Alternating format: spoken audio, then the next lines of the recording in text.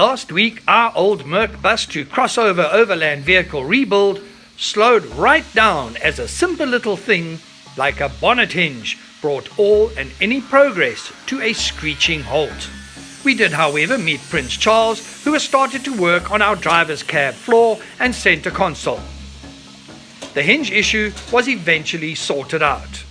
This week, work on the bonnet has paused as Chris gets busy constructing the mounting plate for our winch. And Chris's mini-me Nikki continues finishing off our interior edgings. All this, and not too much else, in this episode 110 of A Dream Called Meraai.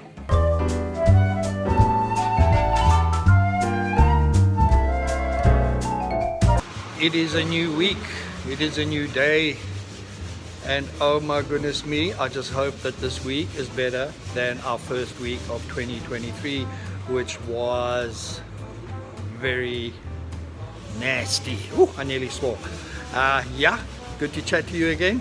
Thanks for all the messages and the notes of goodwill and good wishes for 2023. We really appreciate it. Our journey is slowly coming to an end. Slowly, I would like it to be a bit quicker, but we are getting there.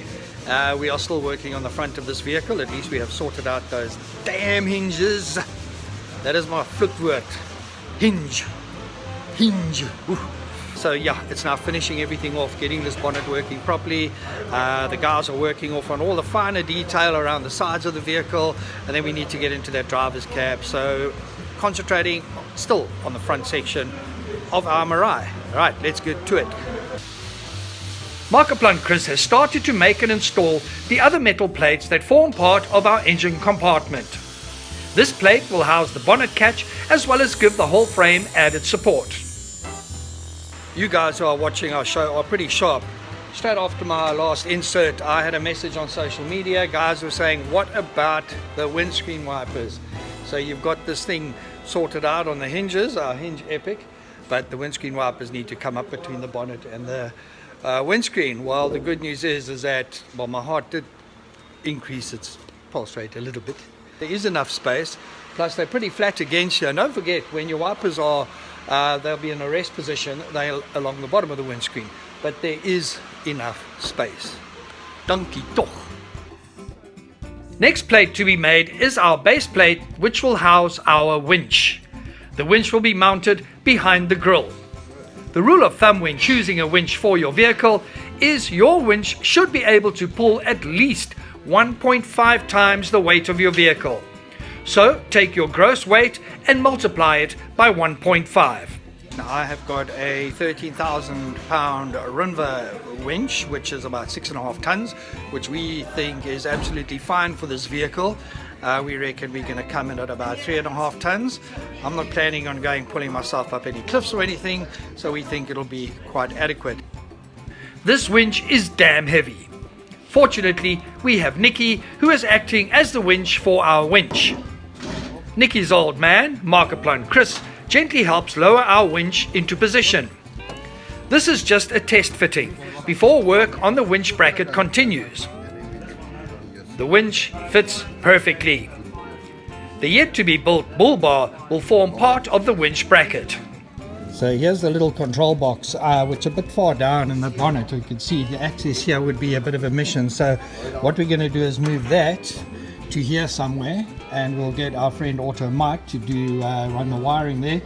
But Chris will make a bracket for the mounting, so it's up top here and easily accessible. Apart from being a winch for our winch, Nikki has been busy with our interior finishes. Nikki's also been a busy guy finishing up with all the edging in our bedroom, and it is really looking fantastic. That's the aluminium Z strips and the little channeling that the guys from Center Glass left us, so that is really coming along very nicely. Each aluminium edging needs to be custom cut to fit. Nikki's measurements are spot on, and this is the result.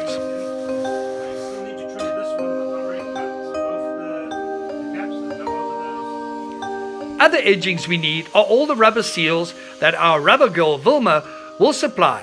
She has popped in to see what rubber seals are needed for our still to be completed bonnet.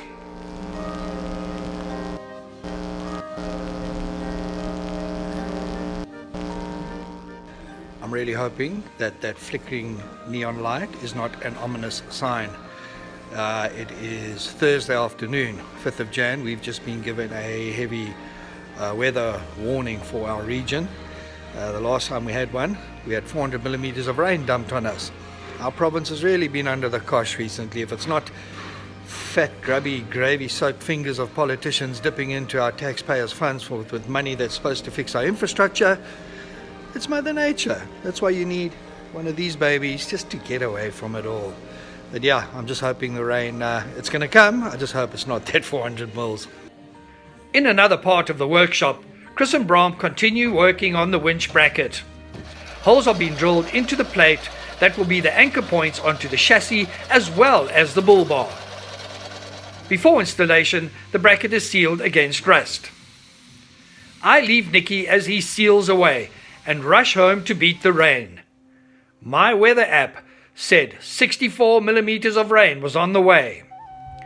By 8 o'clock the next morning, we had already had over 70 millimeters, and it was not stopping. It is bucketing down. This is like hectic rain. It seems as though the flickering neon light was indeed an ominous sign. Activity around Meraai was zilch, nickies, nada. Well, the rain is bucketing down, and it's going to carry on bucketing down. It's Friday today, and coming into East Coast Scratch and Dent this morning, it's just very noticeable how quiet it is here, and that's because Chris is off sick. And while we may be having this deluge of rain, work on Meraai is a trickle, a veritable trickle of fokol. And I'm deeply concerned. It's our second week where there's been very little movement. I appreciate the fact that this is very iffy stuff, but I just feel we could be doing a whole lot of other stuff inside. So yeah, I'm a worried boy, hey? I have a good working relationship with Bram, and I do share my concerns with him. In this case, he reminded me just how critical it is to make sure all these structural supports are done perfectly, and it does take time. I do still feel that we could be busy working on the many other components that needs finalizing, particularly the mechanics and the brake system of the vehicle. Bram, it's been a slow week, and now Chris is off today. Make me feel good. We're working tomorrow, so Chris will be here tomorrow. Hopefully, I'm waiting for his call to put in extra few hours for tomorrow. But Philip, yeah, it's slow because the nose took a lot of our time. If we chase it now, it's going to be skew and ugly. Yeah. So we're trying to make it as nice as possible and for the parts to fit 100% there.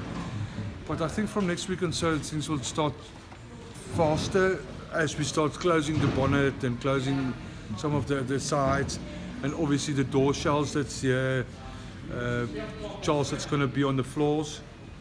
So I think the finicky stuff on the bonnet has been sorted out. Your bonnet catches, we've got that, so we can just assemble all that, and then it's from there it's closing up. Then you'll see it starts going fast again. Alrighty then, onwards and upwards. Now is a good time to see who of you get to fall at the wayside in our Guess When Meraai will drive out of East Coast Scratch and Dent competition. Up for grabs is a limited edition t-shirt. All of you who I scoffed at with your late predictions must be having a good chuckle. Sadly, this week we say goodbye to Dion Stewart, or is that Diane Stewart, 13th of Jan, sorry brew or brewess. James Mulder, 14th of January, Boss, 15th of January, ain't gonna happen. And my brother, Jeffrey Bakwena, sorry brew, 17th of Jan, no man. I really wish one of you had been correct. 9 of you are still in the chance to win one of these sought-after Meraai T hempies.